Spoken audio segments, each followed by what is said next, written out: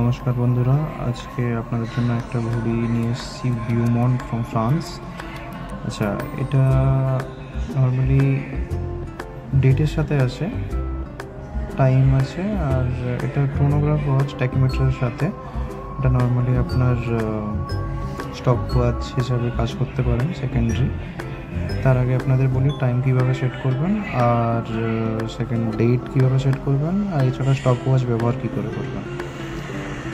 তো আরম্ভ করা যাক। এখন দুপুর বাজে, দেখে নিচ্ছি টাইমটা। আচ্ছা, এটা দুটো লক আছে। দুটো লক বলতে মাছের যে কাঁটাটা, ওটা আপনার দুটো লকের সাথে সেট আছে। একটা ফার্স্ট ক্লিক হবে, সেকেন্ড ক্লিক হবে। ওটা বাইরে বার করে নেবেন, নিয়ে দুটো সেকেন্ড ক্লিকে। এখন বাজে 3:18। আমি 3:18 সেট করার জন্য ঘড়ির কাঁটাটা দেখুন কীভাবে ঘোরাচ্ছি। 3:18 এসে 3:18 টাইম সেট হয়ে গেল। যেমনটা আপনাকে বললাম, দুটো কাঁটা আছে, মানে দুটো স্টেপে এটা ওপেন হয়।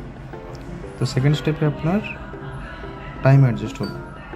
এবার আপনাকে দেখাবো আমি ডেট কীভাবে অ্যাডজাস্ট করবেন। ডেট অ্যাডজাস্ট করার জন্য একটা স্টেপ বার করবেন, ঠিক আছে? একটা স্টেপ বার করলে আপনার দেখুন ডেটটা চেঞ্জ হচ্ছে। আমি ঘোরাচ্ছি, ডেটটা চেঞ্জ হচ্ছে। ডেটটা চেঞ্জ করে আজকে 13 তারিখ। আজকে 13 তারিখে আমি সেট করে দিলাম। এটা বন্ধ করে দেবো। ভিউমন্টের একটা খুবই সুন্দর ঘড়ি, ফর্মাল ইউজ করতে পারবেন আপনি, বেল্টের সাথে আছে। আচ্ছা, আপনাকে স্টপ ওয়াচ দেখে কীভাবে ব্যবহার করতে হয়। স্টপ ওয়াচ দেখেন, তিনটে ছোট ঘড়ি আছে। তিনটে ছোট ঘড়ি মানে ওর ভিতরে ক্রোনোগ্রাফ ওয়াচ বলে এগুলোকে। তো আমি যেই উপরেরটা প্রেস করলাম, দেখুন উপরেরটা 1 সেকেন্ড, আর তার ঠিক নিচে মানে 6-এর ঘরের যে ঘড়িটা, ওটা হচ্ছে আপনার সেকেন্ড, 1 সেকেন্ড। মানে উপরের ঘড়িটা পুরো একটা রাউন্ড করলে তারপরে নিচের ঘড়িটা 1 সেকেন্ড হয়। সেম এদিকে 9-এর ঘরের যে ঘড়িটা আছে সেটা দেখুন, ওটা আপনার মিনিট কাউন্ট করে।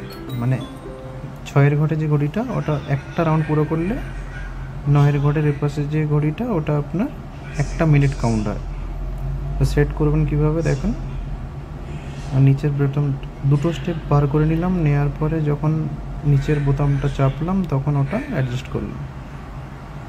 দেখুন এবার উপরেরটা ঘুরছে, পুরোটা ঘোরার পরে নিচেরটা 1 সেকেন্ড, 2 সেকেন্ড। আপনি স্টপ ওয়াচ কাউন্ট করতে পারবেন। আর যদি লক্ষ্য করেন এপাশে ডান দিকের ছোটো ঘড়িটা, ওটা আপনার মিনিট কাউন্ট হচ্ছে। রিসেট করার জন্য আমি যেই আবার প্রেস করলাম, আবার দেখুন যে যার জায়গায় চলে। আচ্ছা, সেকেন্ডের কাঁটাটা দেখুন, মাইক্রো সেকেন্ডের যে কাঁটাটা, ওটা এখনও 5-এর আছে। ওটা সেট করবো আগে। দেখুন ওটা কীভাবে সেট করব। একটা স্টেপ বার করলাম, ঠিক আছে? একটা স্টেপ বার করার পরে ওটা আস্তে আস্তে চেপে চেপে দেখুন, চেপে ধরবেন, উপরে চলে আসবে। ওটা 0-তে চলে এলো। 0-তে আসার পরে আমি নর্মাল পজিশনে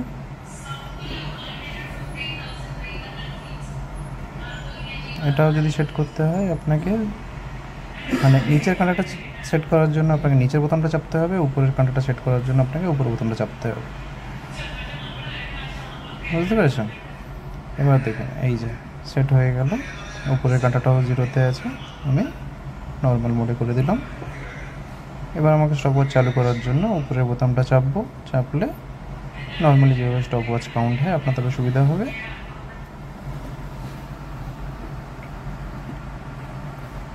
ঘড়িটা ভিউমন্ট ফ্রম ফ্রান্স থেকে।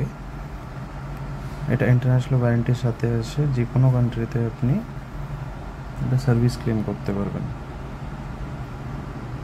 দেখতেই পাচ্ছেন পিছনে ওয়াটার রেজিস্ট্যান্ট 3 ATM। এটা আমি বের করি, তাহলে সুবিধা হবে। দেখুন ভিউমন্ট মেড ইন ফ্রান্স, এপাশে লেখা আছে ওয়াটার রেজিস্ট্যান্ট 3 ATM। আর ওদিকে যদি দেখেন অল স্টেনলেস স্টিল। এবার ব্র্যান্ডেড জিনিস আপনার স্টেনলেস স্টিলেরই হয়, না তো জং চলে আসার ভয় থাকে। সুন্দর একটা ঘড়ি। এটা দেখানোর পারপাস আমার, যদি আপনাদের কারোর লাগে নিতে পারেন। ধন্যবাদ।